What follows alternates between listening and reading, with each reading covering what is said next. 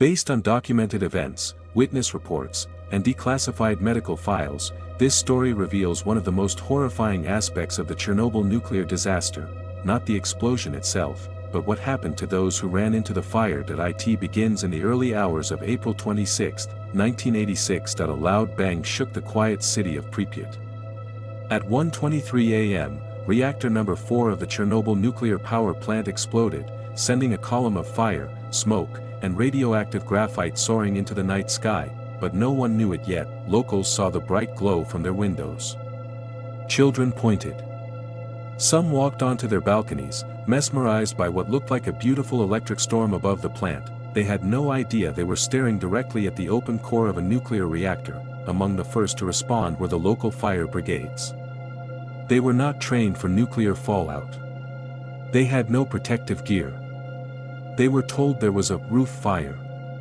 So they rushed in. Leading the team was Vasily Ignatenko, a 25-year-old firefighter from Pripyat. When he arrived at the scene, chaos reigned.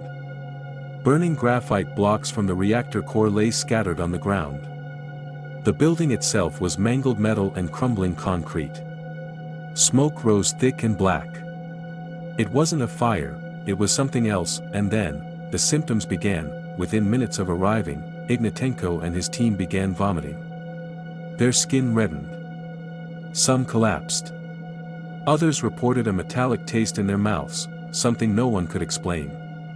Vasily kept going.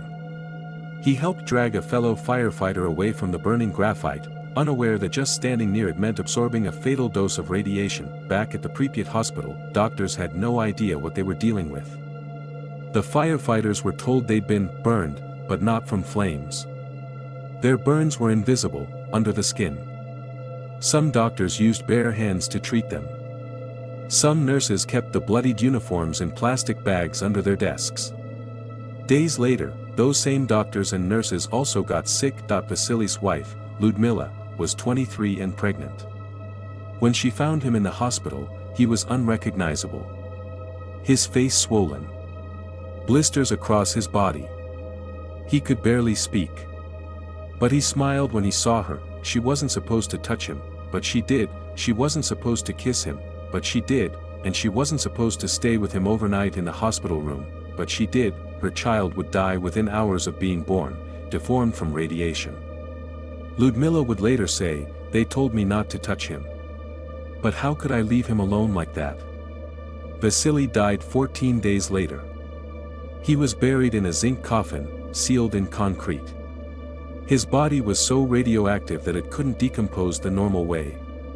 His grave still emits traces of radiation to this day, but he wasn't the only one. Over the next few days, dozens more first responders began to show symptoms: vomiting, confusion, unconsciousness.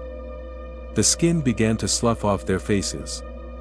Their internal organs began to fail. Some bled from their eyes.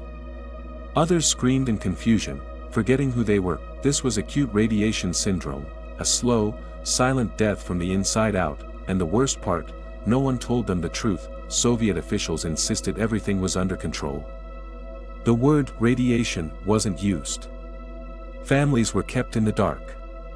Evacuation came 36 hours after the explosion, far too late for many. Years later, documents revealed that the firefighters absorbed more than 1,600 times the lethal dose of radiation within the first hour. They didn't stand a chance. Some say the Soviet government sacrificed them to buy time, to delay panic, to avoid admitting the scale of the disaster.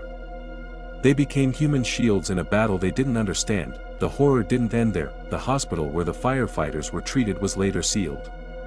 Their uniforms, soaked in radioactive material, were buried in the basement beneath layers of concrete. Today, they remain there, untouched, still so radioactive that standing near them for just a few minutes could be fatal. Tour guides who visit the site wear dosimeters, and every year, the devices go off the charts. The story of Chernobyl is often told through numbers. The megawatts. The radiation counts. The death toll. But this is not a story about numbers. It's a story about a man, Vasily Ignatenko, who died doing his job. Who ran into a fire he didn't understand to save people he never met.